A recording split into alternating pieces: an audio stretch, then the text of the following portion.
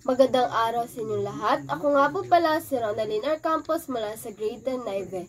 Ngayon ay tatalakayin natin kung ano ang gender timeline at gender rule. Ano nga ba ito? Ang gender timeline ay ang pagbabago ng pananaw sa kasarian mula sa pre-colonial na panahon at hanggang sa modernong panahon. Ito rin ay isang paghahambing sa mga papel, karapatan at gampanin ng mga babae at lalaki sa iba't ibang yugto at kasaysayan tulad ng panahon bago ang kolonisasyon, panahon ng Espanyol, Amerikano, Hapon at sa kasalukuyan.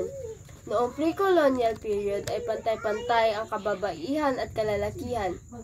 May karapatan ang mga babae sa pag-aari, diborsyon, pangangalakal at pamumuno.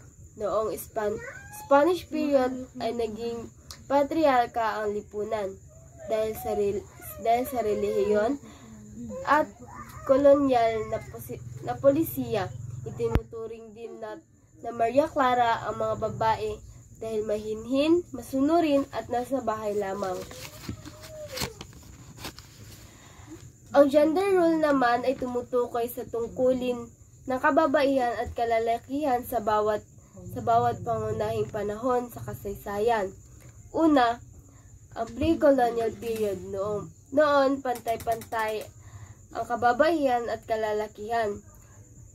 Ang babae ay maaaring maging dato, babaylan o pinuno ng komunidad.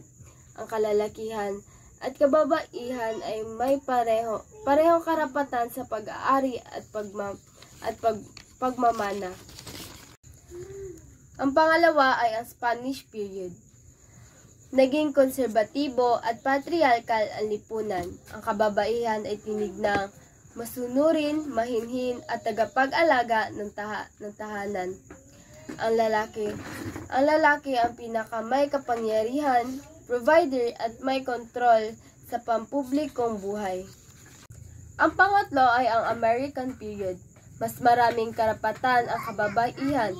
Nagbukas ang edukasyon para sa babae nang karoon sila ng profesional na trabaho gaya ng guro, nurse at iba pa. At ang panghuli ay ang contemporary o modern period. Mas pantay at bukas ang gender rule.